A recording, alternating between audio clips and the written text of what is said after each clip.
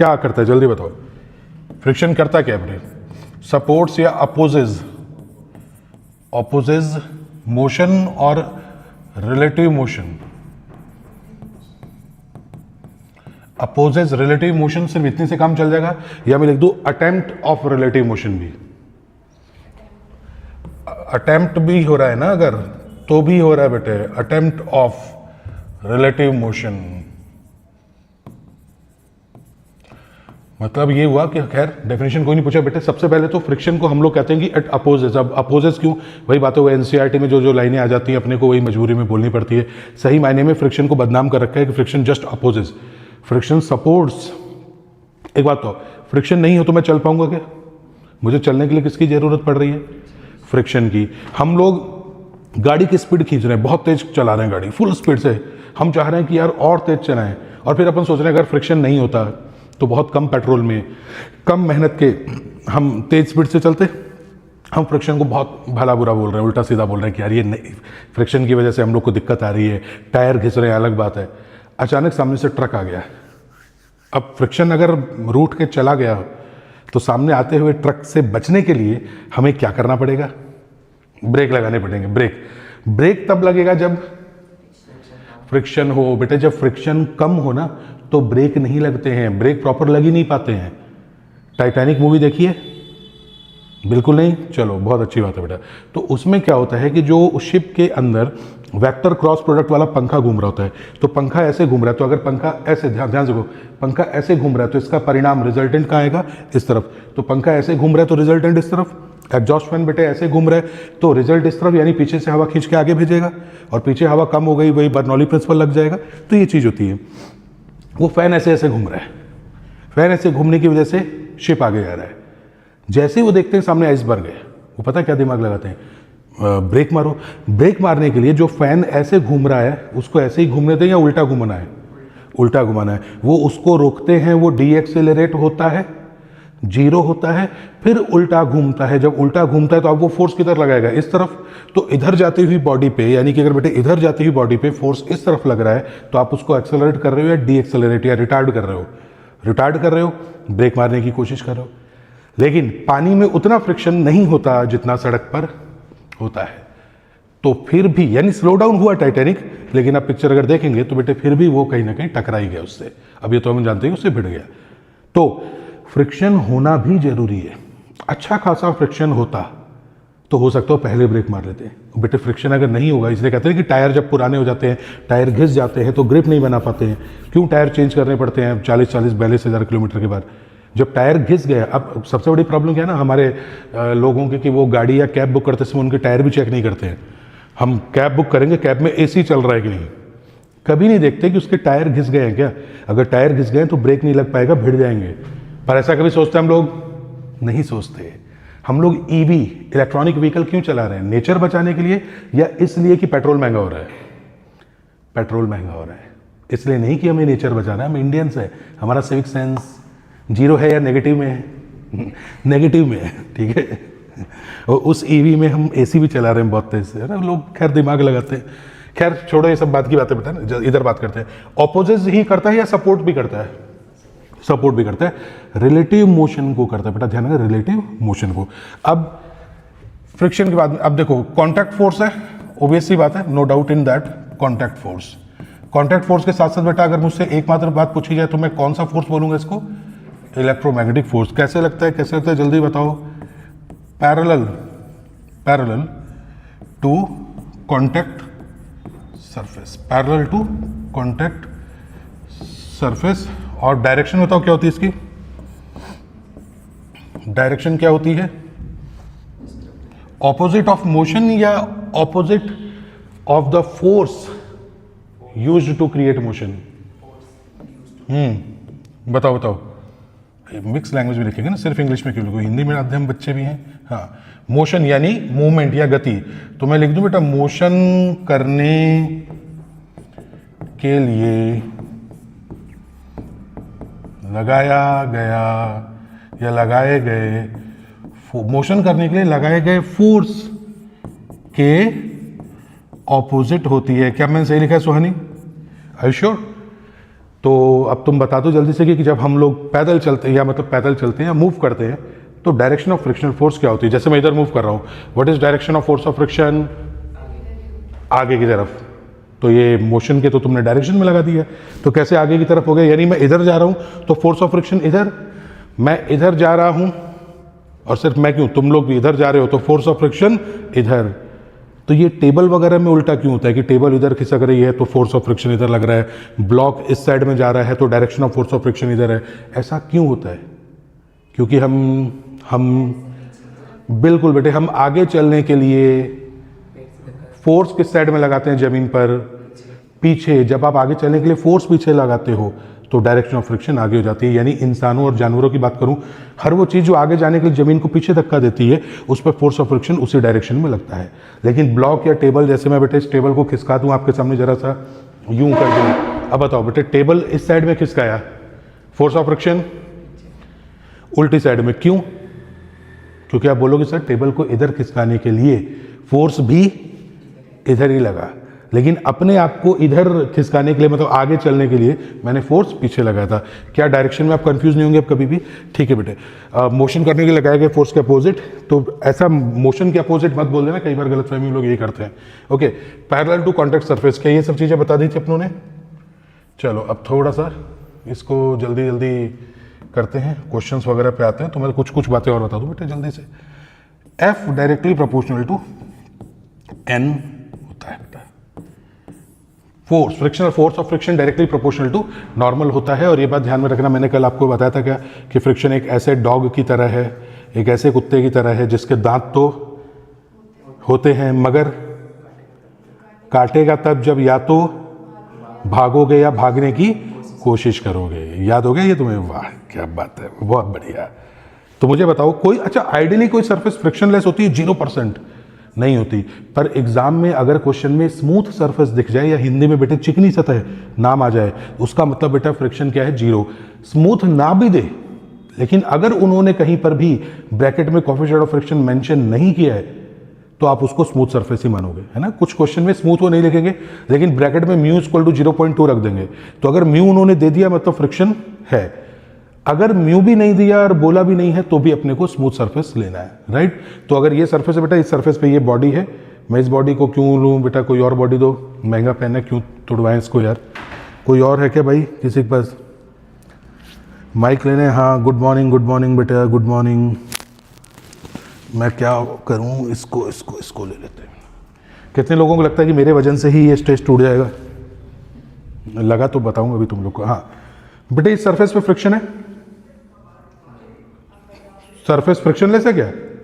ये सरफेस के बारे में अब एक मिनट, अरे ठीक है उसके अकॉर्ड, हाँ ये तुमने सही सोचा कि सर अभी आपने कुछ बोला नहीं तो हम नहीं मानेंगे, पर क्वेश्चन में ये नहीं है। मैं आपसे इन जनरल पूछ रहा हूं कि क्या फ्रिक्शनलेस हो सकता है क्या? ये नहीं हो सकता। सरफेस पे फ्रिक्शन है, फोर्स ऑफ फ्रिक्शन कितना है?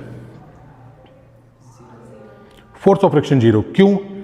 फ्रिक्शन है मतलब डॉग के दांत तो हैं मगर काटेगा कब? यानी फोर्स ऑफ फ्रिक्शन कब लगेगा? जब या तो चलोगे या चलने की कोशिश करोगे। क्या कोई भी फोर्स इसको चलने की कोशिश करवा रहा है? नहीं। तो फ्रिक्शन है मगर फ्रिक्शनल फोर्स 0 है। अभी बोलो, बिल्कुल है। अब कौन सा फोर्स लग रहा है इस साइड में? mg sin theta. क्या mg sin थीटा इसको स्लाइड करवाने की कोशिश कर रहा है? कोशिश तो कर रहा है, तो फोर्स ऑफ फ्रिक्शन है जिसने इसको रोक रखा है। एंड ऑब्वियस सी बात है, अगर ये मूव कर रहा है तो भी, अब फ्रिक्शन तो बेटा है ही, और अगर मूव करने ही लग जाए तो भी फोर्स ऑफ फ्रिक्शन तो लग ही रहा है इसमें। मूव नहीं करे ना तो भी तुम देखो कि क्या कोई मूव कराने की कोशिश कर रहा है। अगर मैं एक लोहे की चेन ले आके थोड़ी सी टेबल पर रख दूं और थोड़ी सी नीचे लटका दूं, लेकिन वो चेन नीचे नहीं गिर रही है, तो फ्रिक्शन, फोर्स ऑफ फ्रिक्शन भी है।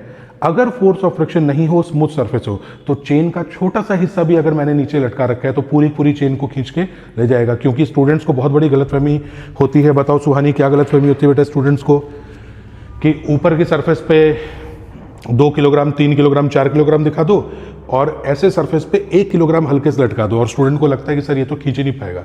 अगर फ्रिक्शन नहीं है तो बेटा एक छोड़ो, 0.001 किलोग्राम भी है ना, वो सबको खींच के ले जाएगा। या तो पूरे को टेबल पर रख दो, जरा सा पैर इसका नीचे लटकाया तुमने तो सबको खींच के ले जाएगा। क्या ये बात अपने को क्लियर है एकदम? ठीक है। क्या ये पॉइंट अपने लिखे थे बेटा, है ना?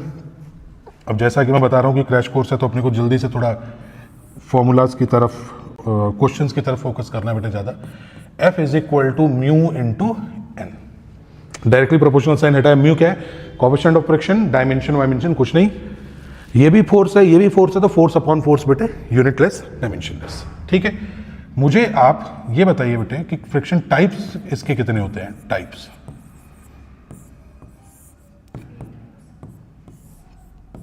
बेटे इसमें से मैं केवल 2 टाइप के ही आपको बता रहा हूं, क्योंकि स्लाइडिंग और रोलिंग मैं अभी नहीं बता रहा हूं, क्योंकि रोलिंग वाला अपन थोड़ा सा पढ़ेंगे, तो it is easy to roll then slide, है ना। अब मुझे कोई जो स्कर्ट्स होते हैं जो, या कोई टायर वाली कोई चीज़ है, मोटरसाइकिल स्कूटी है, वैसे ले जाए तो मैं I am comfortable with that, लेकिन अगर कोई घसीट के ही ले जाए तो क्या we are comfortable with that? नहीं। तो rolling is easier than sliding. क्या ये बात मालूम है बेटा? लोगों को भी कब मालूम पड़ी?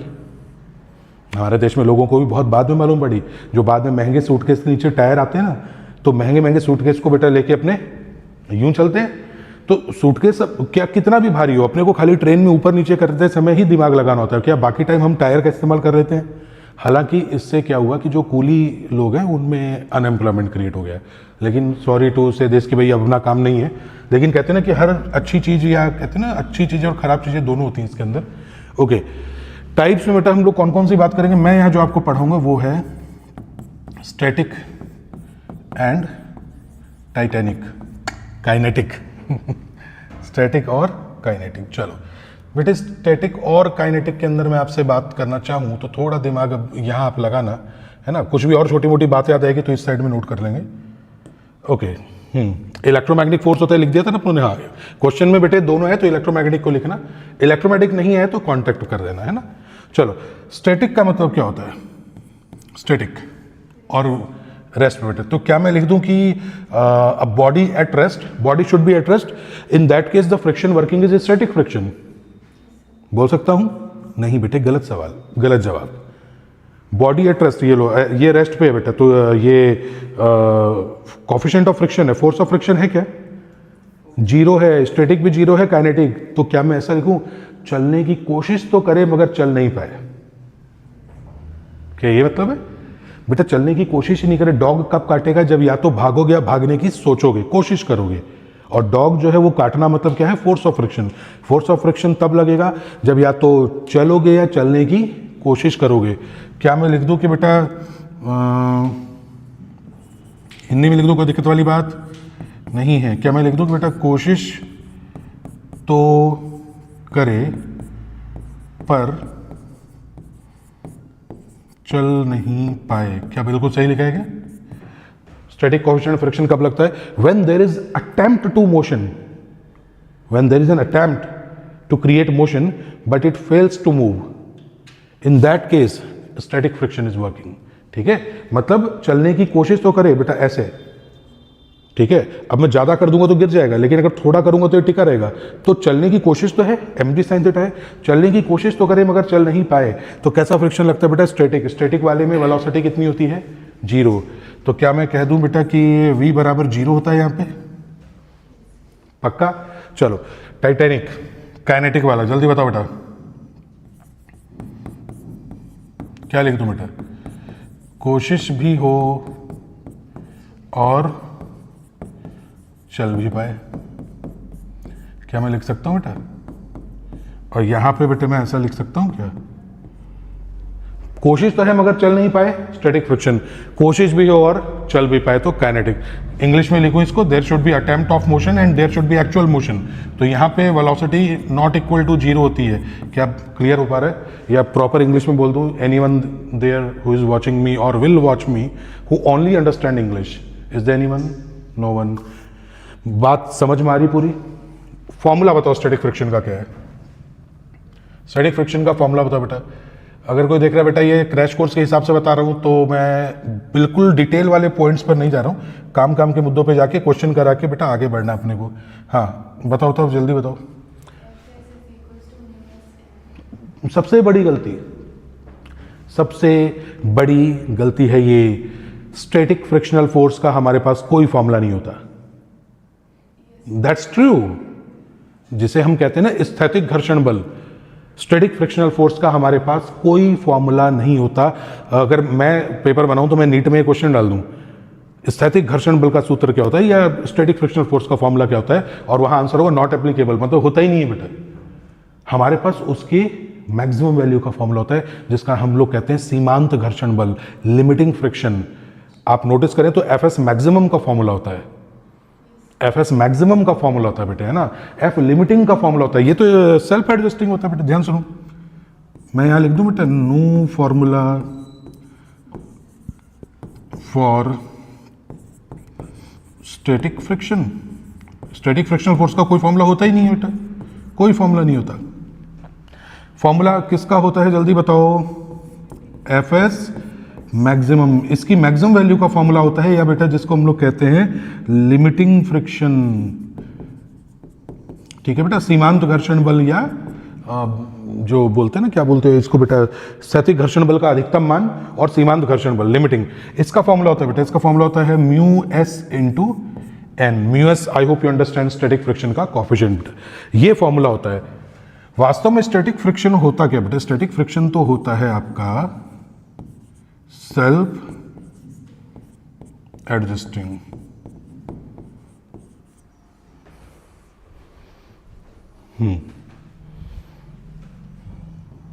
बताओ सेल्फ एडजस्टिंग का मतलब समझ गए, ध्यान सुनना बेटा। सेल्फ एडजस्ट इसलिए होता है, सोच के देखना, मुझे खिसकाने के लिए मान लो 5 न्यूटन की फोर्स की जरूरत है। मुझे मेरे बच्चे ने फोर्स लगाया तो जाहिर सी बात है छोटा बच्चा मुझे धक्का देगा तो मैं नहीं खींच पाऊंगा, बड़ा बच्चा धक्का देगा तो मैं खींच पाऊंगा, और बहुत बड़ा बच्चा धक्का दे दे तब तो पहली बात तो इतना बड़ा वो बच्चा तो होगा नहीं, और अगर वो धक्का दे दे तो बेटे मैं सिर्फ खिसकूंगा नहीं, अच्छा खासा खिसक जाऊंगा। बताओ ये बात तो बिल्कुल फैक्ट है। अच्छा मतलब तुम मानते हो मैं खिसक जाऊंगा, है ना।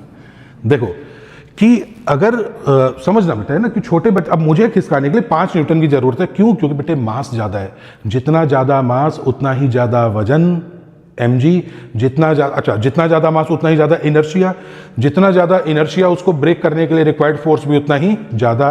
तो क्या हैवी बॉडी को खिसकाने में ज्यादा फ्रिक्शनल फोर्स लगता है, क्योंकि बेटे फ्रिक्शन की वैल्यू ज्यादा होती है। क्या बात समझ में आ गई।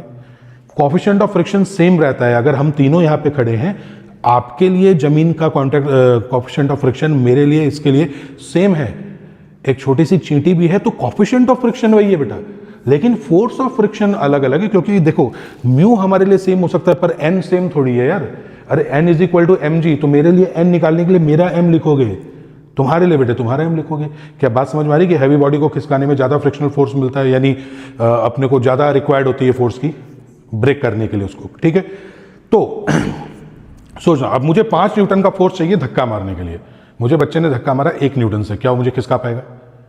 नहीं खिसका पाएगा। क्या वो मुझे धक्का मारा तो दूर जाके गिरा, या उसको भी कोई फर्क नहीं पड़ेगा? ऐसा होता है क्या कि मैंने किसी चीज को ऐसे ऐसे ऐसे धक्का मारा 1 न्यूटन से और उसने पलट के मारा 5 न्यूटन से? अरे थर्ड लॉ ऑफ मोशन सोचो यार, मैं 1 न्यूटन से धक्का मारूंगा तो वो भी 1 न्यूटन से। मुझे बच्चे ने धक्का मारा 1 न्यूटन से, तो कभी ऐसा होता है कि मुझे थोड़ा सा धक्का मार दे और दूर जाकर गिरे? नहीं, मतलब उसने मुझ पर 1 न्यूटन लगाया, मैंने भी उस पर बैलेंस कर दिया। क्या मेरा फोर्स ऑफ फ्रिक्शन 1 न्यूटन है? एडजस्ट कर दिया। उसने मुझ पर 2 न्यूटन लगाया, मैंने भी, क्योंकि वो दूर जाके नहीं गिरा तो इस बात का सबूत है कि बेटा मैंने भी उतना ही किया। उसने मुझ पर 3 लगाया, मैंने भी। जब तक वो 5 न्यूटन लगाता रहा मैं भी बैलेंस करता रहा बेटा। बोली लगाने वाला हो गया था ना कि 5001, तो दूसरा बोल रहा है 5010 रुपए, फिर कह रहा है 6000, तो कह रहा है कि 6000 मैं भी बैलेंस कर रहा हूं। बोली लगाते यही होता है, बिड लगती है। फिर सबसे, अब उसने 5 न्यूटन लगा लिया, अब मेरा भाई मामला खत्म। अब मैं एक्सेलरेशन 0 बट मेरा फोर्स ऑफ फ्रिक्शन 0, ओबियस बात है, फोर्स ऑफ फ्रिक्शन 0, तो बेटा नेट फोर्स 0 हो गया, एक्सेलरेशन 0।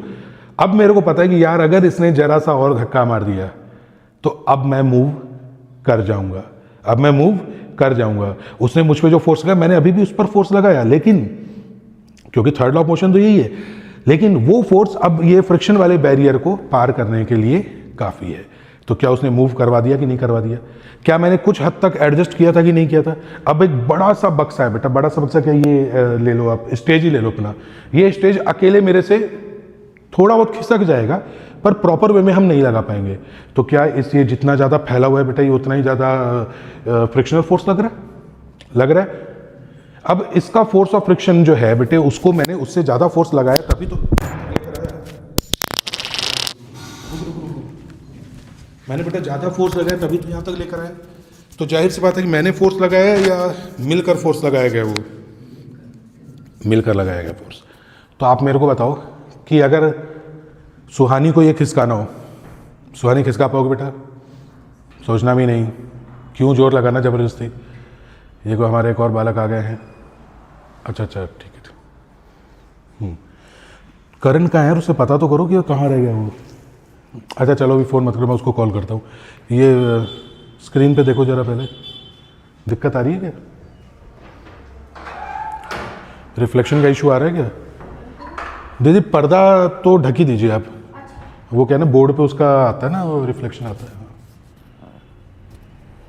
हाँ बेटा ठीक है। तो हम क्या कह रहे थे, static friction is self adjusting, ठीक है, कांटेक्ट एरिया पर भी डिपेंड नहीं करता। लेकिन हम देखो, अगर जैसे मान लो कि आप किसी अभी बैठे हो आराम से बैठे, अभी ये अगर अचानक आपकी सीट जो है टिल्ट होना शुरू हो जाए, तो आप अभी जो आराम से बैठे बैठे टिल्ट हो जाए तो आपको डर लगेगा नीचे गिरने का। अब आप किसी ऐसी वॉल पे हो जो कि सकरी, मतलब जो कि वो आ गई है, क्या कहते हैं, इंक्लाइन, तो आप इंक्लाइन पे हो, आपको बेटा मुश्किल लगेगा, मतलब कि यार गिरने वाले हैं। तो आप कोशिश करेंगे कि आप यूं होते होते आप अपने आप को उसके ऊपर लेटा देंगे यूं करके। क्यों?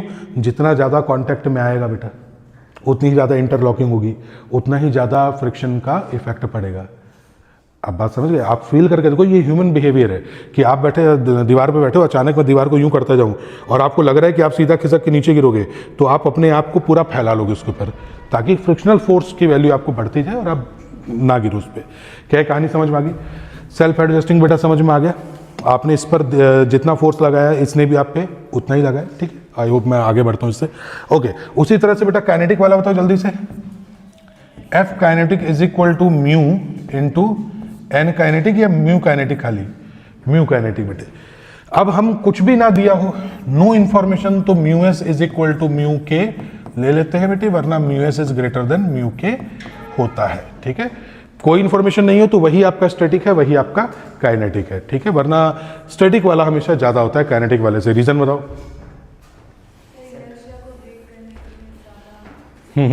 बिल्कुल। एक बार रुकी हुई गाड़ी को धक्का मारने पे उसे रुके हुए से चलाने के लिए ज़्यादा फोर्स लगता है। एक बार वो चल गया तो उसके टायर चल रहा है मान लो, फिर उतना फोर्स नहीं लगता उसको आगे धक्का मारने के लिए, क्योंकि इंटरलॉकिंग टूट चुकी होती है। कई बार नहीं होता कि आप यूं जा रहे हो और मोटरसाइकिल या स्कूटी पे खींच रहे हो उसका मीटर एकदम एक्सेलरेटर, और आपको लग रहा है टायर फंस रहा है, तो कभी ऐसा लग रहा है कि फ्रिक्शन ज़्यादा हो रहा है, टायर फंस रहा है, और हम नहीं ड्र कर तो रहे हैं लेकिन निकल नहीं पा रही गाड़ी, फिर आप वापस पीछे आते हो और फिर तेज स्पीड से निकालते हो। पता है क्यों? ताकि इंटरलॉकिंग नहीं बने। देख बच्चा कोई धीरे धीरे जा रहा है तो मैं उसको पकड़ लूंगा, अगर कोई बहुत तेज स्पीड से मेरे पास जा रहा है, क्या मैं उसको, आ रहा है क्या, दिख रहा है, आ रहा है क्या, दिख रहा है, तो ये उनको, अच्छा मुझे लगता है कि कुछ भी जब इधर होता है ना, कुछ भी ब्लैक हो रहा है,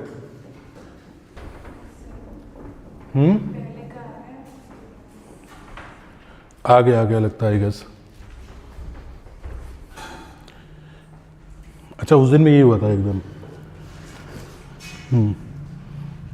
When cleaning process goes on, especially in this particular side, the error occurs. What should we do? We should strictly restrict the cleaning process beyond this area. Okay?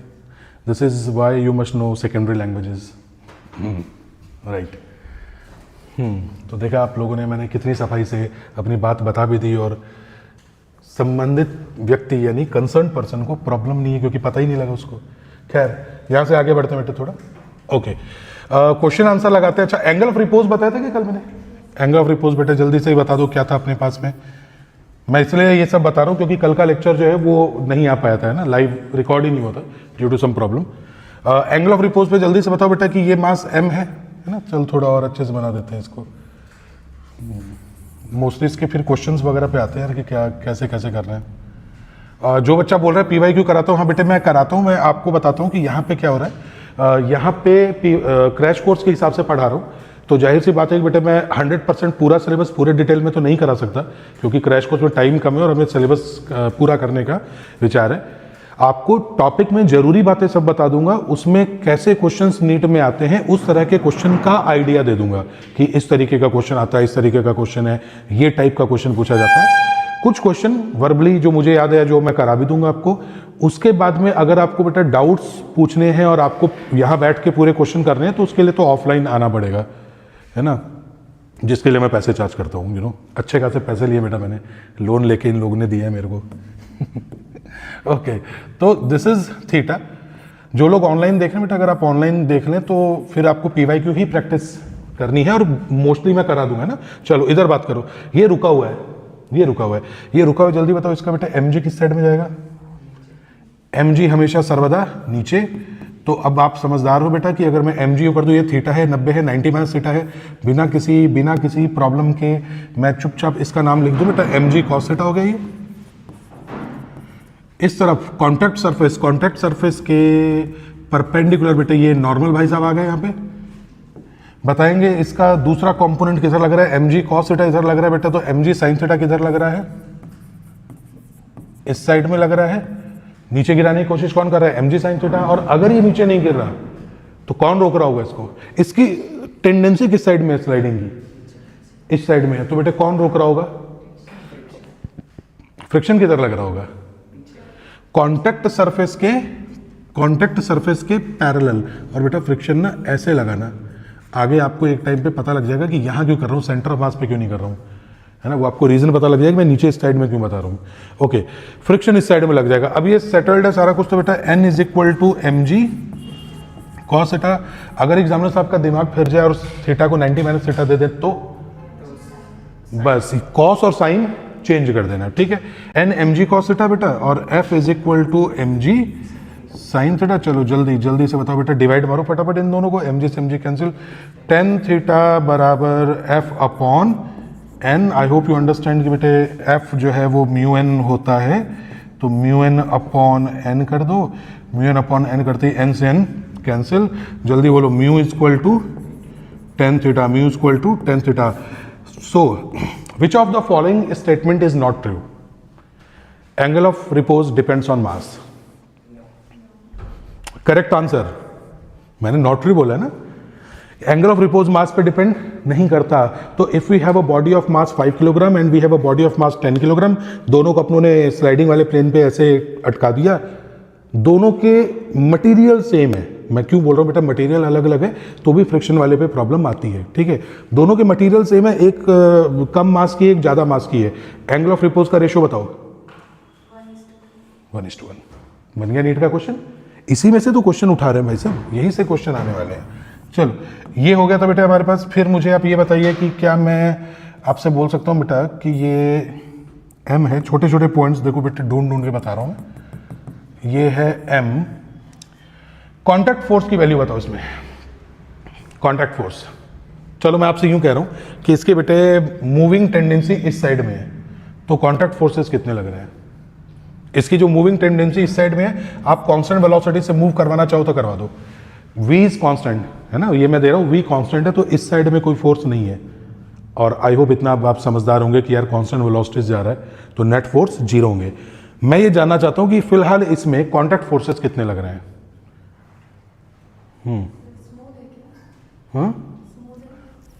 यार फ्रिक्शन के टॉपिक में भी smooth पढ़ाऊंगा। Okay, coefficient of friction तो है,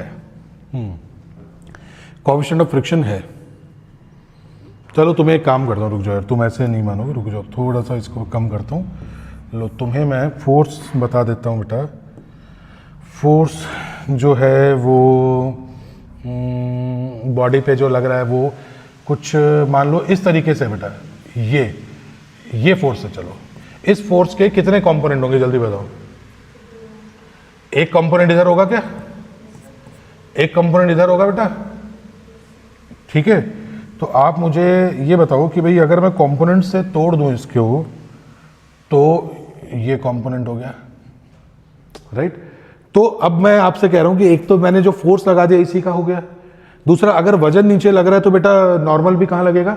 ऊपर। Body के अगर मूव करने की टेंडेंसी इधर है तो फोर्स ऑफ फ्रिक्शन लगेगा इधर, अगर मूव करने की टेंडेंसी इधर है तो फोर्स ऑफ फ्रिक्शन इधर। मैं आपको एक्चुअल में बताना क्या चाह रहा हूं कि आपके सामने बेटा कोई बॉडी रखी है, उस बॉडी पे, अब इस बॉडी पे कॉन्टैक्ट फोर्स कितने लग रहे हैं? अभी कॉन्टैक्ट फोर्स लग रहा है सिर्फ, जिसका नाम क्या है, mg नीचे, नॉर्मल ऊपर।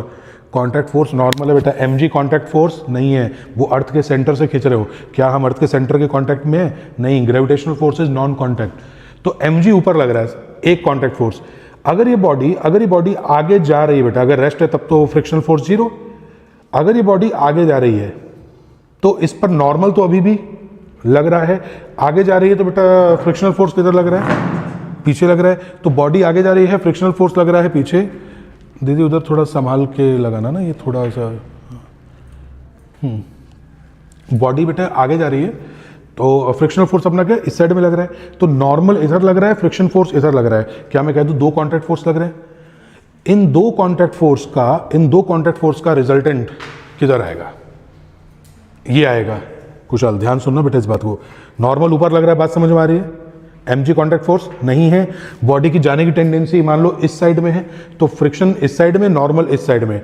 तो आपसे कॉन्टैक्ट फोर्स एग्जामिनर से आप पूछ लें तो बच्चे गलती क्या करते हैं कि कॉन्टैक्ट फोर्स कौन सा? अच्छा नॉर्मल की वैल्यू बता दो। अरे भाई नॉर्मल, कुछ बच्चे दिमाग लगा के सोचते अच्छा नहीं फ्रिक्शन लग रहा है, फ्रिक्शन बता दो। इन दोनों को निकालना पड़ेगा आपको और इन दोनों का रिजल्टेंट लिखना पड़ेगा ये। आई होप यू अंडरस्टैंड कि रूट ऑफ दिस स्क्वायर और I mean this square plus this square का रूट। तो net contact force will be frictional force का स्क्वायर प्लस नॉर्मल का स्क्वायर रूट है ना। मैं जो बताना चाह रहा हूँ वो ये है बेटा, फ्रिक्शनल फोर्स का स्क्वायर प्लस नॉर्मल का स्क्वायर। अब आपका दिमाग बढ़िया काम करे तो sir mu square N square कर दो ना, इसको लो म्यू स्क्वायर एन स्क्वायर कर दो। क्वेश्चन पे आने वाला हूँ बेटा, बस मैं क्वेश्चन पे आने वाला हूँ बस, ठीक है। आपको नहीं लगता बेटा क्या कुछ कॉमन आ जाएगा इसके अंदर? एन बाहर ले लूँ तो म्यू स्क्वायर प्लस वन, क्या यही हो जाएगा क्या? अगर n बाहर आ जाए तो म्यू स्क्वायर प्लस वन, देखना सही लिखा है कि मैंने?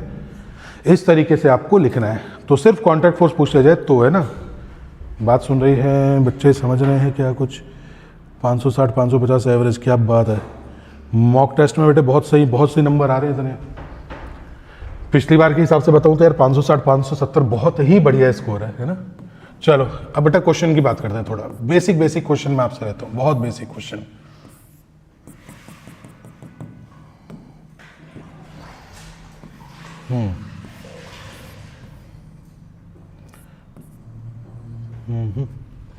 ये है 5 kg। रफ कॉपी निकाल लो।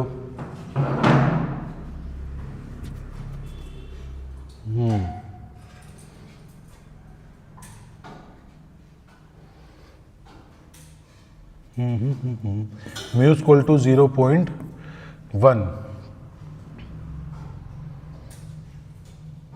ठीक है। और इसको मैं दे रहा हूँ बेटा, ये आपके पास है मान लो 1 न्यूटन। चलो आपको बेटे सब कुछ बताओ इसमें, फोर्स ऑफ फ्रिक्शन कितना लग रहा है, एक्सेलरेशन कितना लग रहा है ना, ये सब बता दो इसके अंदर। फिर मैं दूसरे क्वेश्चन की तरफ आ रहा हूँ जल्दी से बेटे, दूसरे क्वेश्चन की तरफ आ रहा हूँ। यहाँ पे है ये 5 किलोग्राम ही है और ये जो भाई साहब है ये म्यू इक्वल टू 0.5 है।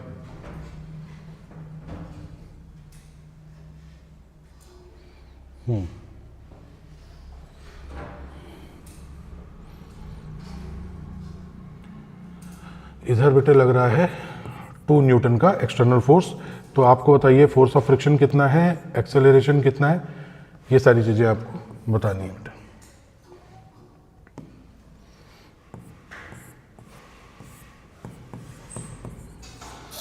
10 किलोग्राम।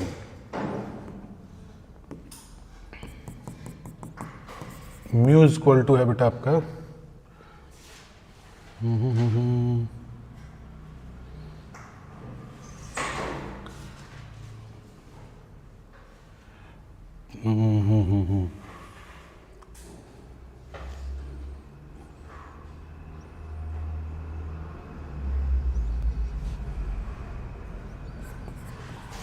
8 न्यूटन, ठीक है। और म्यू है आपका 0.1।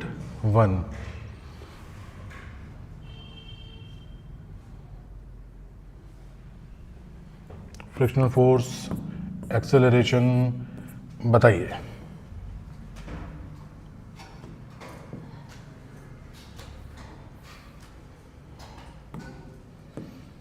और क्वेश्चन लेते हैं।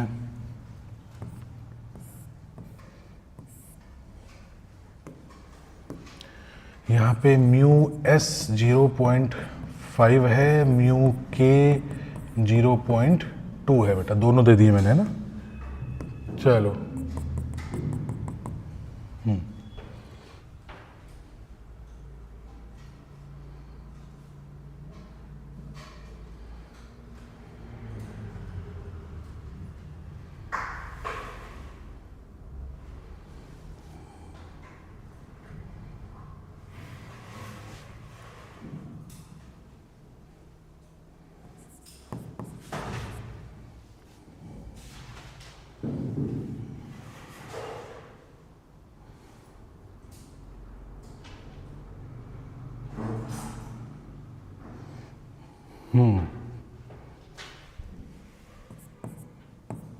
इस पे 12 न्यूटन लग रहा है।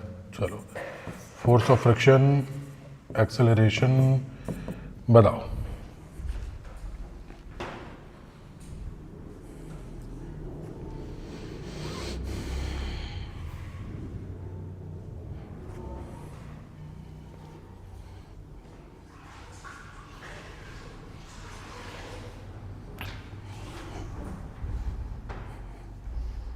स्मॉल जी भी ना कैलकुलेट किए लगा दिए। ओके, बिल्कुल बिल्कुल बेटे, एम्स ऋषिकेश। सर पूरे गुंडे लग रहे हो। वो कह रहे सर क्लास में कोई नहीं है, आप किससे बात कर रहे हो? हाँ, क्लास में कोई नहीं है बेटा। ये यहाँ पे एक कुशाल नाम से एक प्रेतात्मा रहती है, सुहानी नाम से रहती है प्रेतात्मा। तो मैं एक्चुअली क्या है कि क्लास से पहले मैं ऐसे मंत्र बोल के उसको बुला लेता हूँ, फिर उनकी आत्मा को पढ़ाता हूँ। अरे सुबह सुबह ये लोग खाली बैठे होते हैं क्या? मुझे लगता है ये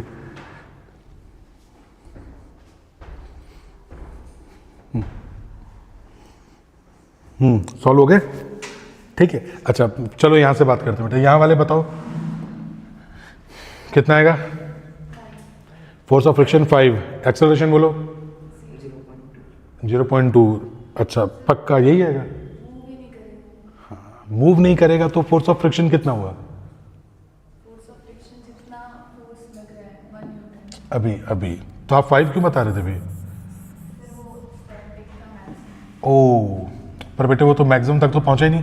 एक बात बताओ, यहाँ पे एफ सीधा किसी भी क्वेश्चन में हमेशा एफ एस मैक्स या एफ लिमिटिंग को हमेशा निकालो बेटा ना। मैं बार बार नहीं लिखूंगा। तो अब से मैं जितने भी स्मॉल एफ लिखूं ना, आप ये समझा कि मैं एफ एस मैक्स की ही बात कर रहा हूं, राइट?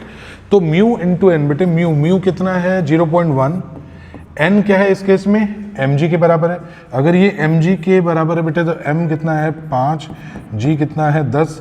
पॉइंट हटेंगे, 10 से 10 कैंसिल, तो क्या ये 5 न्यूटन आ गया? क्या ये 5 न्यूटन क्या आया है? एफ एस मैक्सिमम वैल्यू है। मैंने आपसे मैक्सिमम वैल्यू पूछी थी क्या क्वेश्चन में? सिर्फ आपसे ही पूछा था कि फोर्स ऑफ फ्रिक्शन। बेटे 5 न्यूटन से ज्यादा फोर्स दोगे ना तब चलेगा। 5 न्यूटन से ज्यादा दोगे तब चलेगा। लगाया कितना तुमने? जब तुमने 1 न्यूटन लगाया तो क्या ये बॉडी मूव करेगी? नहीं, तो सेल्फ एडजस्ट हो जाएगा। तो अगर तुमने 1 न्यूटन लगाया तो इसने भी पलट के कितना लगाया बेटा? 1 न्यूटन। फोर्स ऑफ फ्रिक्शन का आंसर हमारे पास आ चुका है 1 न्यूटन। बताओ ठीक है बात?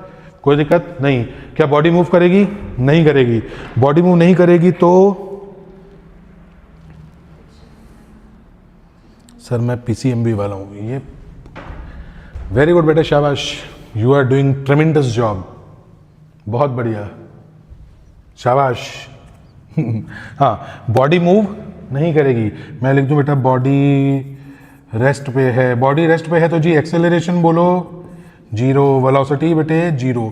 क्या इस क्वेश्चन में देखे आपसे फ्रिक्शन की बजाय कोएफिशिएंट ऑफ फ्रिक्शन देके इतना ही पूछ सकते थे कि what will be velocity of the body after 2 minute 5 second 6 second, या find velocity at T equal to, मतलब टी इक्वल टू 0 पे ये सिचुएशन है तो टी इक्वल टू 2 सेकेंड पे बताओ। क्या ये सब पूछा जा सकता था बेटे? बिल्कुल पूछा जा सकता था। यहां पे बताओ जल्दी से पूरा खेल क्या चलने रहा है। अब मैं एफ लिखूं तो भाई एफ एस मैक्सिमम समझना इसको। हाँ म्यू इंटू एन 0.5, एन बोलो जल्दी से बेटे, एन हमारे पास कितना है एम जी, 5 इंटू 10, 50 लिख दूं क्या? पॉइंट हटा बेटे 10 लगाया तो 10 5 50, 5 5 25, क्या ये 25 न्यूटन आ गया क्या मैक्सिमम वैल्यू इसकी? 25 न्यूटन आ गई। लगाया कितना है तुमने? 2। हालांकि मैं कैलकुलेट करते टाइम पे स्मॉल जी कंसिडर नहीं किया मैंने, तो मैंने फोर्सेस कम लगा दिए, पर ये ख्याल मेरे को तीसरे वाले में आया कि यार स्मॉल जी भी 25 न्यूटन लगाया है, तुमने कितना लगाया है? तो फोर्स ऑफ फ्रिक्शन कितना है बेटा? 2 न्यूटन है। फोर्स ऑफ फ्रिक्शन 2 न्यूटन है। एक्सेलरेशन 0, मतलब velocity 0, displacement of the body will be 0। आप सीधा बोलोगे सर डिस्प्लेसमेंट से वेलोसिटी, वेलोसिटी से एक्सेलरेशन आए होते हैं, कोई बात नहीं, ये सब क्वेश्चन पूछे जा सकते हैं, इसमें कोई दिक्कत नहीं बेटा। यहाँ वाले पे जल्दी से आओ, F is equal to maximum बेटे कितना हो जाएगा जल्दी बताओ? Mu into N 0.1 into 10 into 10। अपने को नहीं लग रहा कि बेटे ये 10 न्यूटन आएगा, क्योंकि पॉइंट में बटे में 10 आएगा, 10 से 10 कैंसिल हो जाएंगे, तो ये आ गया हमारे पास 10 न्यूटन। कितना लगाया तुमने? 8 न्यूटन। मैक्सिमम 10 न्यूटन है, तुमने लगाया 8 न्यूटन, एक्सेलरेशन 0, फ्रिक्शनल फोर्स सच में कितना आएगा अब? 8 न्यूटन। आई होप ये चीज़ क्लियर है अपनी। जरा यहाँ पे आ जाए, या रुको इससे पहले ना एक मूव वाला करवा देता हूँ। देखो इस नेक्स्ट वाले में मूव हो रही है क्या बॉडी? नेक्स्ट वाले में बॉडी मूव हो रही है क्या?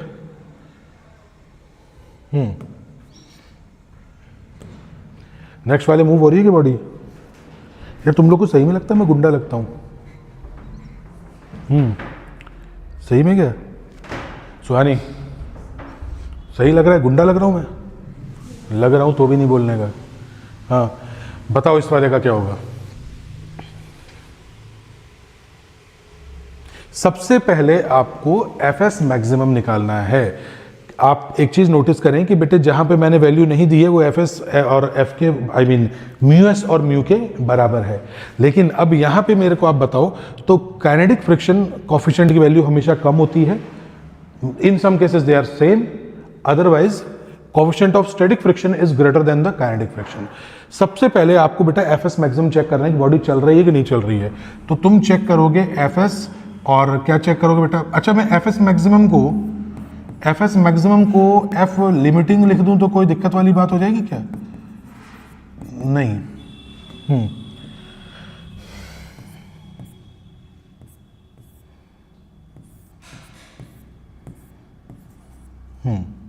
चलो अब बताओ क्या हो जाएगा आगे बेटा? म्यू इंटू एन, तो मैं लिखूंगा 0.5 इंटू 2 इंटू 10, क्योंकि बेटा वो तो एम जी के ही बराबर होगा। जल्दी बोलो क्या आंसर आने वाला है ये? Mu M G 0.5 into 2 into 10। Point हटा बेटे ये क्या कर दो? 10 कर दो, 1/2 हो गया, 2 से 2 कैंसिल, खाली 10 आ रहा है क्या? 10 न्यूटन, 10 न्यूटन स्टैटिक 10 न्यूटन। आपने कितना लगा दिया बेटे? 12 न्यूटन। 12 लगाते ही मतलब बॉडी मूव करेगी कि नहीं करेगी बेटा? सुहानी बताओ answer. Body move, what is limiting what is the maximum value of static friction? Mu M G बराबर लगाया क्या? 0.5 इंटू एम इंटू जी, तो 0.5 इज बेटे 1/2, 2 से 2 कैंसिल, 10 न्यूटन नहीं आ गया क्या?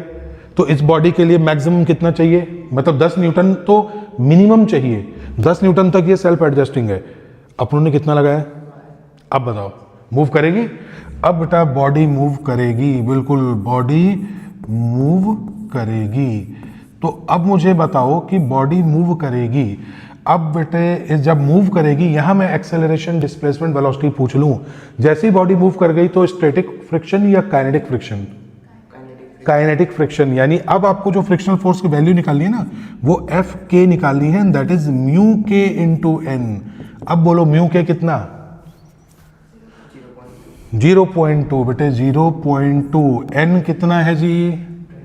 2 इंटू 10। क्या करो जाए जल्दी बताओ? पॉइंट हटा के बेटे 10 लगा, 10 से कैंसिल, क्या 4 आ गया क्या वैल्यू? देखना बेटा कोफिशिएंट ऑफ काइनेटिक फ्रिक्शन की वैल्यू कितनी आ रही है?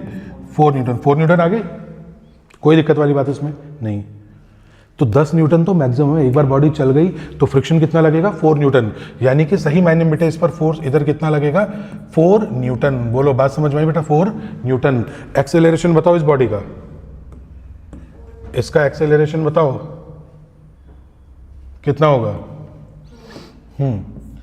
एक्सेलरेशन ओबियस बात है, A is equal to net force कितना लग रहा है? 12 इधर 4 इधर, कितना लग रहा है बेटे? 8 हो गया। तो 8 ये हो गया, डिवाइडेड बाय मास कितना है? 2। क्या ये आ गया 4 मीटर पर सेकेंड स्क्वायर? एक्सेलरेशन बेटे 4 मीटर पर सेकेंड का स्क्वायर। ठीक है, तो इसलिए जब इसका कोई ग्राफ आपसे पूछे तो बेटे वैसे आपका ये होमवर्क रहेगा, क्योंकि मैंने आपसे बोला ना कि सारी चीज़ें हम नहीं कर पाएंगे, थोड़ा टाइम का वो रहेगा, लेकिन आप थोड़ा सा देखना कि इसका जब आप ग्राफ पढ़ेंगे ना तो ये कुछ कुछ ऐसा आएगा बेटा। ठीक है, ये आपका अप्लाइड फोर्स और फ्रिक्शन है, ये आपका अप्लाइड वाला फोर्स हो जाएगा कि आप अप्लाइड कर रहे हो बेटे, और ये फ्रिक्शनल फोर्स। आप मुझे बताओगे यहाँ पे लिमिटिंग कौन सा है? लिमिटिंग फ्रिक्शन या मैक्सिमम वैल्यू ये है। स्ट्रेट लाइन क्यों बनता है? शुरू में तुम जितना लगाते हो ये उतना लगाता है, तो शुरू में सेल्फ एडजस्ट है। सेल्फ एडजस्ट में तुमने 1 लगाया, इसने 1 लगाया, तुमने 2 लगाया, इसने 2 लगाया, 3 लगाया, 3 लगाया, तो स्ट्रेट लाइन ग्राफ बनेगा। बाद में बेटे मैक्सिमम वैल्यू तक जाता है, और एक बार अगर ग्रिपिंग टूट गई, इंटरलॉकिंग टूट गई, तो अब वो लॉकिंग, क्योंकि बॉडी चल रही बेटा, लॉकिंग नहीं हो पा रही, तो friction force, coefficient of friction actual में कम हो गया। कम होने के बाद में आप नहीं सोचते कि ये बाद में ग्राफ ऐसे जा रहा है बेटा, इसका मतलब कि फिर वो फ्रिक्शनल फोर्स क्या हो चुका है? कांस्टेंट। एक बार बॉडी चल गई, अब ये भाई साहब 4 न्यूटन ही रहेगा, निश्चिंत रहो। इसलिए कहते हैं ना, रुके हुए को चलाने के लिए ज्यादा मेहनत करनी होती है, चलते हुए को चलाने के लिए उतनी मेहनत नहीं करनी होती, क्योंकि रुके हुए की इंटरलॉकिंग बन चुकी होती है, और जो मूव कर रहा है उसकी इंटरलॉकिंग बन नहीं पा रही है, तो उसको आप इजीली धक्का और मार सकते हो। बताओ क्या इस तरीके से क्वेश्चन हो गया बेटा? एक्सेलरेशन आपके पास आ गया। क्या मैं कह दूं द t = 0, तो 4 सेकंड में बॉडी कितना डिस्टेंस ट्रैवल करेगी? ut plus half at square. ठीक है, मैं कह दूं जी इनिशियल वेलोसिटी 0 है, तो वही हाफ at स्क्वायर करके आप निकाल सकते हो। ठीक है, आगे बेटा बॉडी जा रही है, कुछ भी मैं आपसे पूछ लूँ, एक्सेलरेशन है, जिधर एक्सेलरेशन है मोशन उधर ही है, उसका स्पीड लगातार बढ़ती जाएगी। मैं फाइनल वेलोसिटी पूछ लूँ 8 सेकंड बाद में v = u + at कर सकते हो क्या? कहीं किसमें कोई प्रकार की दिक्कत आपको बेटा नहीं है। ठीक है, तो कुल मिला के अपनी कहानी कि भी इस तरह के क्वेश्चन इसमें आते हैं। क्लिक करना है इसका फोटो स्क्रीनशॉट, कोई भी, मैं तो कर ही लूँगा वैसे, पता नहीं क्यों ये अभी ये लोग सोए हुए होंगे, ये बोलेंगे सर कोई है ही नहीं, किससे स्क्रीनशॉट लेवा रहे हो। चलो एक क्वेश्चन प्रैक्टिस, और तुम एक छोटे सा पानी का बोतल बेटा वहाँ से ढूंढ के ला दो। सुहानी, ये बेटे पानी का बोतल जो है ना, 3 है ना, तीनों उठा के ले लो, तुम लोग भी पियो, यहाँ रख दो। क्वेश्चन क्या है? Question sir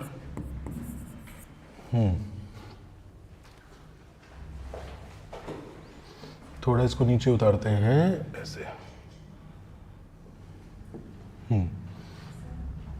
loud, thank you. और क्वेश्चन के लिए रेडी हो जाओ आप लोग।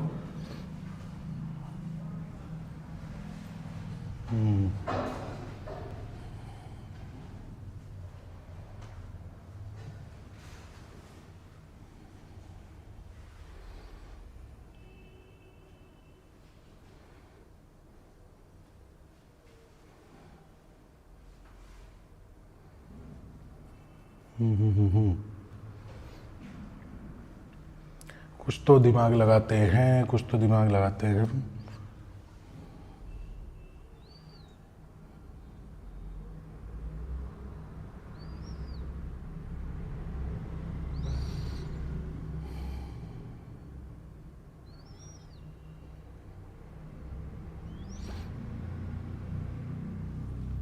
चलो वही बेटे लो 10 न्यूटन ऐसे लगा दिया मैंने, और मैंने आपसे यहाँ पे पूछ लिया है, ये है एंगल 37, म्यू इक्वल टू आपके पास में आ रहा है बेटे 0.5। तो आप वही बात है बेटे, फ्रिक्शनल फोर्स, एक्सेलरेशन, सब कुछ बताओ इसमें, फिर अपन आगे बढ़ेंगे ना। फिर ब्लॉक पे ब्लॉक वाले प्रॉब्लम को कैसे सॉल्व करते हैं ये मैं बता दूंगा, हालांकि वो आया नहीं अभी तक, लेकिन मैं आपको आइडिया दे दूंगा बेटा कैसे हो रहा है।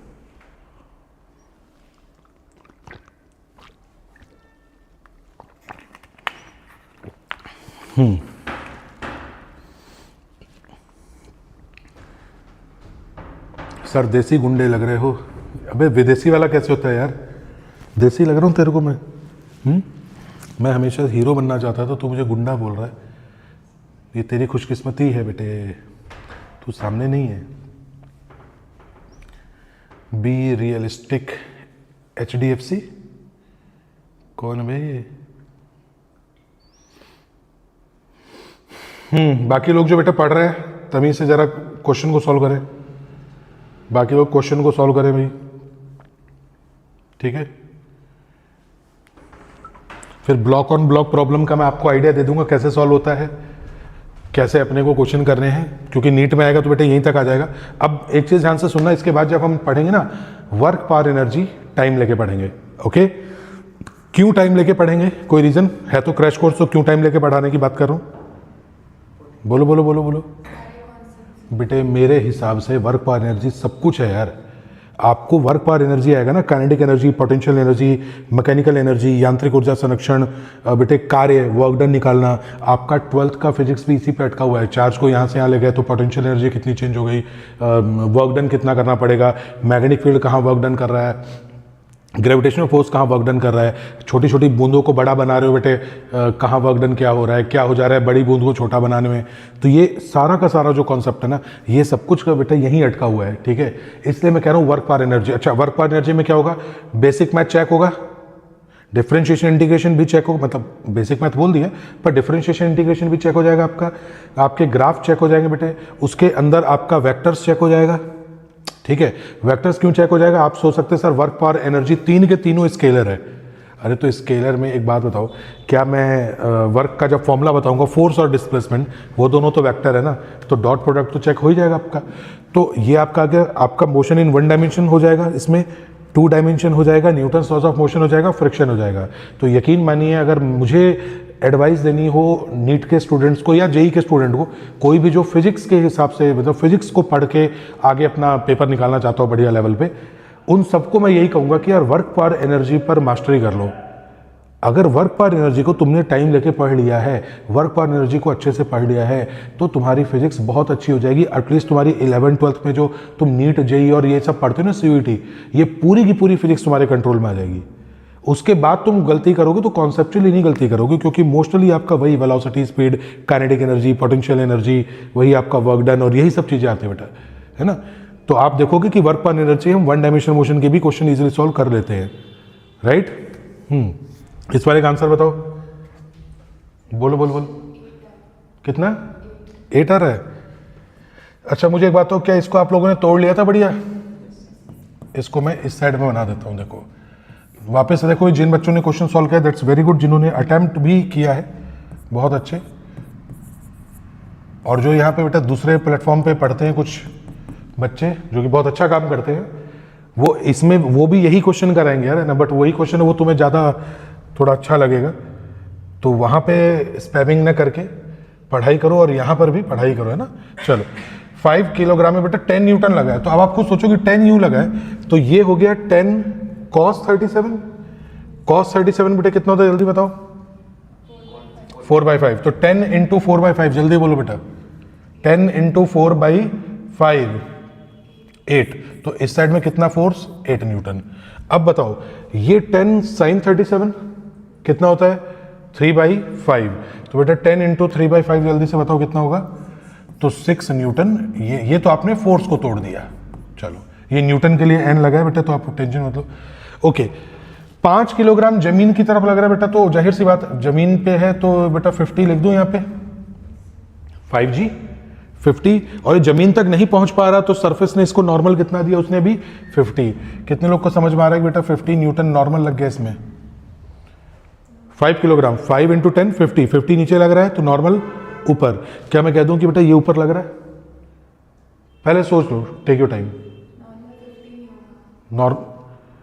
बेटा नेट नॉर्मल 56 होगा ना, तो कितना होगा? 40 होगा? 44 होगा। Are you sure? पक्का? और कोई भी कमेंट सेक्शन में लिखा है क्या ये तो ये लिख रहे हो कि सर गुंडे लग रहे हो। और किसी की भी आंख खुली भाई इधर पढ़ने वाले बढ़िया वाले बालक की?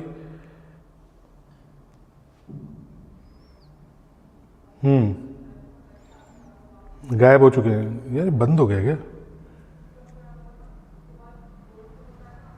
चल रहा है। हाँ बोलो क्या कह रहे बेटा? हाँ 44 न्यूटन होगा। तुम बताओ बेटा, तू बता ना। एक बात का जवाब दो, मैं कुछ बात आपसे पूछना चाहता हूं, है ना। 6 न्यूटन ऊपर लगेगा पक्का? अगर 6 ऊपर लग रहा है तो क्या ये वजन को कुछ कम नहीं कर रहा है? भाई अगर मेरे पे ऊपर की तरफ कुछ फोर्स लग जाए तो मेरा कुछ वजन जो है, जाहिर सी बात है पानी में वजन कम क्यों लगता है? क्योंकि हम पे अपथ्रस्ट लगता है। 50 आपका लगा जमीन की तरफ, इस 50 की वजह से नॉर्मल अपने को कितना मिलता? 50 मिलता। लेकिन क्या मैं कह दूं बेटे कि 6 न्यूटन ऊपर लगने से और 50, अरे मैं 50 नहीं लिख रहा हूं, गलती अब समझ में आई। यहां 50 की बजाय बेटा यहां लिखना चाहिए नॉर्मल। यहां क्या लिखना चाहिए? नॉर्मल। बॉडी ऊपर जा रही है क्या? बॉडी नीचे जा रही है क्या? तो नीचे की तरफ नेट फोर्स कितना लग रहा है? 50। ऊपर की तरफ नेट फोर्स कितना लग रहा है? 6 प्लस n। तो n की वैल्यू कितनी हो गई? बहुत अच्छे बेटे, n की वैल्यू कितनी हो गई हमारे पास में? बिल्कुल करेक्ट बात है, 6 प्लस न्यूटन सॉरी n बराबर बेटा कितना आ गया? 50। तो n बराबर कितना आ गया? 44 न्यूटन बेटे, 44 न्यूटन। कुशाल तुमने सोचा बेटा ये? नहीं सोचा, बहुत बढ़िया। और अगर मैं इस फोर्स को ऐसे की बजाय कुछ ऐसे ले लेता तो इसका एक कंपोनेंट ऐसे आ जाता, एक कंपोनेंट ऐसे आ जाता, जो कंपोनेंट नीचे आता वो वजन को बढ़ा देता, तो बैलेंस करने के लिए नॉर्मल जो बेटा ज़्यादा लगता। तो ये बिल्कुल सही सोचा इन्होंने, बहुत सही बेटा, है ना, बहुत बढ़िया। कि 6 न्यूटन ऊपर लग रहा है, वजन नीचे लग रहा है और बॉडी नीचे नहीं जा रही है, तो कांटेक्ट में है, तो कांटेक्ट फोर्स n ऊपर लग रहा है, तो n प्लस 6 मिलकर 50 को बैलेंस कर रहे हैं। तो n के तो बेटा थोड़ा सा फायदा ही हो गया ना। n आ गया 44, n 44 आ गया। अब जल्दी से बताओ बेटा कैसे सॉल्यूशन करें आगे इसका? n 44 हमारे पास आ चुका है। क्या हमें और भी रिजोल्यूशन करने की जरूरत है या अपन तोड़ चुके हैं इसको अच्छे से? ठीक है, f बराबर mu into N. Mu mu mu कितना है? म्यू दिए क्या? 0.5। मैं इसको 1/2 लिख दूं। n की वैल्यू बताओ बेटा? 44। तो फ्रिक्शनल की वैल्यू कितनी आएगी? 20। बहुत अच्छे, बहुत बढ़िया, बहुत बढ़िया। मैं न्यूटन के लिए स्मॉल लिख रहा हूँ, क्यों ना थोड़ा सा यहाँ से कंफ्यूजन हो जाती है, क्योंकि अपने क्या न्यूटन के लिए भी n लिख देते हैं, नॉर्मल के लिए भी n लिख देते हैं, तो कंफ्यूजन होती है। तो 22 न्यूटन, ये क्या वैल्यू है? Maximum value of static friction 22 Newton. ठीक है, अब मुझे एक बात कहो बेटा, 22 न्यूटन इस पे हमें चाहिए, लगा कितना है इस पर? मतलब बिल्कुल। क्या ये बॉडी चलेगी बेटा? बॉडी चलेगी? एक्सेलरेशन 0 बेटा, बॉडी नहीं मूव कर रही है, तो आपने चलाने के लिए कितना लगा है? 8 न्यूटन। तो फोर्स ऑफ फ्रिक्शन भी कितना लग रहा है? 8 न्यूटन। ठीक है, तो बॉडी नहीं चलेगी, लेकिन मैं कुछ ऐसा ही क्वेश्चन बनाना चाहता था जिसमें बॉडी चल जाए। अच्छा, अगर बॉडी चल जाती तो तुम काइनेटिक फ्रिक्शन की वैल्यू कितनी लेते? इतनी ही लेते हैं बेटा। बोल दो कि जब ऑप्शन में कुछ नहीं दिया हो या कोई और चीज नहीं दी है तो 0.5 ले लो। ये मत चेक करो कि सर काइनेटिक की तो उससे कम लेनी है। नो ऑप्शन गिवन, वही कोफिशिएंट ऑफ स्टैटिक फ्रिक्शन है, वही कोफिशिएंट ऑफ काइनेटिक फ्रिक्शन है। क्या इन तरीकों से अपने क्वेश्चन कर जाएंगे बेटा? फ्रिक्शन में लगभग यही सारे क्वेश्चन बनेंगे। Otherwise Newton's laws of motion बेटे पता होना चाहिए। मैं किसी भी सरफेस पर फ्रिक्शन लगा दूंगा, लेकिन इसके कुछ क्वेश्चन जो है हम वर्क पर एनर्जी पे करेंगे। बिफोर दैट आप ये मानो बेटा कि इस तरीके के भी क्वेश्चन कर लेते हैं, हालांकि ये ऐसा डायरेक्टली आते नहीं है, लेकिन चलो कोई बात नहीं कि यहाँ पे कुछ फ्रिक्शन ले लिया है, जमीन पर है, और कोई दिक्कत नहीं बेटा, अभी मैं जमीन पर नहीं ले रहा हूँ, लेकिन आप चाहो तो दोनों तरफ फ्रिक्शन ले सकते हो, कोई इशू नहीं है। ये बोला जाता है कि भी acceleration of the block so that they remain in contact, acceleration of the block so that they remain in contact. बेटा बताओ कैसे इस क्वेश्चन को सॉल्व करेंगे? एक जाहिर सी बात है कि अगर मैं इसके अंदर फ्रिक्शन की वैल्यू कुछ भी दे देता हूँ यार, XYZ, मैंने कहा ये म्यू है ना, मैंने आपसे कह दिया कि सपोज फोर्स इस पर लग रहा है F, राइट, तो इसका कांटेक्ट में रहने के लिए कितना फोर्स चाहिए, मैक्सिमम फोर्स की वैल्यू कितनी है? आई होप यू अंडरस्टैंड कि अगर नीचे वाला सरफेस एकदम से तेज स्पीड से निकल जाए तो हम ऐसा नहीं करते क्या? पानी के ग्लास पे एक वो कार्डबोर्ड सा रख देते हैं कुछ, फिर उसके ऊपर कुछ बॉडी रख देते हैं, फिर उसको कहते हैं कि एकदम से खींच देते हैं, तो वो इनर्शिया वाली बात हो जाती है। किसे कहते हैं कि इनर्शिया जो है स्पीड ज़्यादा करते हो तो वो पहुँच नहीं पाता ऊपर तक। कभी ऐसा हुआ है कि सिर का कोई बाल तोड़ा है तुम लोगों ने? अभी तुम तो इस उम्र में क्या ही तोड़ो बेटा, हमारी उम्र में तो या जैसे आप देखो कोई बुजुर्ग आदमी, मतलब मैं अपनी बात नहीं कर रहा हूँ, उसको सिर का कोई बाल तोड़ना है तो आप सोचो क्या उस बाल को धीमे धीमे धीमे खींच के पूरा और फिर तोड़ता है, या यूं घुमा के एक झटके में तोड़ देता है? दांत टूटे हैं तुम्हारे, ओबियस बातें टूटे हैं। याद है किसी ने कभी देखा होगा दांत चेक करा कैसा है, दांत चेक कर और एकदम से पकड़ के खींच दिया हो? हुआ है बेटा? यही होता है। इससे जब पतंग उड़ाते हैं ना तो पतंग फंस जाए तो एक झटके में खींचोगे तो रस्सी टूट जाएगी। फिर आप सोचो कि शायद आपने ऐसा किया होगा कि आप एक झटके में खींचने के बजाय धीमे धीमे धीमे धीमे फोर्स लगा रहे होते हो, ताकि जो फोर्स आप लगा रहे हो वहां तक पहुंचे, वहां तक इनर्शिया पहुंचे। ठीक है, तो मैं क्या कह रहा हूं कि ये बोल रहे हैं कि भाई मैक्सिमम फोर्स की दोनों एक साथ रहे। आप बताओ बेटा, दोनों बॉडी एक साथ रहेंगी कि दोनों का एक्सेलरेशन अलग अलग होगा या सेम होगा? सेम होगा। तो हम क्या बोलेंगे कि भाई कॉन्टैक्ट आपको लेके चलना है तो भैया सेम एक्सेलरेशन होगा। अब इस तरह के क्वेश्चन को सॉल्व कैसे करना है? दिमाग लगाना बेटा, दिमाग लगाना। एम और कैपिटल एम में फ्रिक्शन है, सरफेस पे फ्रिक्शन है। मैं स्मॉल एम हूं, है ना, फोर्स किस पे लगा है? Capital M. मैं एक क्वेश्चन में इस पे ऊपर भी लगा दूंगा, है। नॉर्मली ये नीट में इतना नहीं आता, पर तुम तरीका सीख लो कैसे होता है। अगर मैं स्मॉल एम हूं और नीचे वाले पे फोर्स लगा, और मैं स्मॉल एम हूं, नीचे वाले पे फोर्स लगा ऐसे, वो मेरे सामने यूं जा रहा है, क्या मैं चाहूंगा कि वो जाए उधर? फ्रिक्शन। तो मैं उसे रोकना चाहूंगा तो मैं किधर फोर्स लगाऊंगा? इस साइड में। यानी कि ये वाला एम इस एम को देखेगा कि ये इधर जा रहा है, तो ये एम इस वाले पे फ्रिक्शनल फोर्स जो है बेटा उसकी डायरेक्शन किधर दे देगा? इस साइड में। अरे हो सकता है कि नीट में सिर्फ डायरेक्शन ही आ जाए, डायरेक्शन ही आ जाए निकालनी। अच्छा, ये इस साइड में लगा तो इसकी वजह से इस पर फ्रिक्शन किधर लगेगा? इस साइड में ना, थोड़ा सा नीचे की तरफ कर देना इसको, थोड़ा सा जस्टिफाइड कर देता हूं मैं इसको, है ना। तो बेटा ये जो है ना, ये ऐसे लग गया, कोई बात नहीं। इस m के पॉइंट ऑफ व्यू से सोचो, इस m के पॉइंट ऑफ व्यू से फोर्स इस पे लग रहा है, लेकिन ये वाला m जो है ये ऊपर वाले को देखेगा। अब सोचो मेरे पे फोर्स इस साइड में लग रहा है, और मैं अपनी गलती तो मानूंगा नहीं, हम नहीं मानते अपनी गलती। मैं अगर इस साइड में जा रहा हूं तो ऊपर वाला किधर जाता हुआ नजर आ रहा है? अगर मैं इस साइड में जा रहा हूं, कोई चीज मेरे ऊपर है, तो ऊपर वाले का मोशन की टेंडेंसी किधर लग रही है? इस साइड में। तो मैं उसको रोकने के लिए फ्रिक्शनल फोर्स किधर लगाऊंगा? इस साइड में। तो यानी कि ये जो m है इस m को इस साइड में लगाएगा। हालांकि आप कह सकते हो सर इतना डिटेल में जाने की जरूरत नहीं है, किसी एक को सॉल्व कर लो, दूसरा उसके अपोजिट कर दो। जमीन के पॉइंट ऑफ व्यू से बताओ। हाँ, फ्रिक्शन नहीं है, पर इनकेस फ्रिक्शन होता तो जमीन कैपिटल M को क्या देखती है? कैपिटल M किधर जा रहा है? इन दोनों को मत सोचो यार, ये थोड़ी ना इसके कांटेक्ट में। कैपिटल F ये इस साइड में जा रहा है, तो जमीन इसको रोकने के लिए फ्रिक्शन किधर लगाती? इस साइड में। और कैपिटल M जमीन को देखता है। मैं आगे जा रहा हूं, ट्रेन आगे जा रही है, तो जमीन किधर जाती हुई नजर आती है? पीछे। तो कैपिटल M जमीन पे किधर फ्रिक्शन लगाता है? आगे। बन गई डायरेक्शन। इस तरीके से बेटे डायरेक्शन सॉल्व कर सकते हो। अब मुझे इस क्वेश्चन को सॉल्व करना है, तो भाई स्मॉल f इस पे लग रहा है, दोनों का एक्सेलरेशन सेम है, तो मैं क्या बोलूंगा कि भाई दोनों का a इस साइड में। आपको लगता है कि इस वाले पे सिर्फ एक ही फोर्स लग रहा है, तो मैं सीधा F is equal to ma कर दूंगा। ठीक है, मुझे पता है कि F is equal to mu into N भी होता है, तो अगर मैं कह दूं कि यार म्यू इंटू एन, तो n की वैल्यू बताओ जल्दी से। नॉर्मल रिएक्शन कितना लगेगा बेटे? Small mg। लेकिन नीचे वाले की बात करता तो हाँ, नीचे वाले पे तो दोनों का बर्डन है, राइट।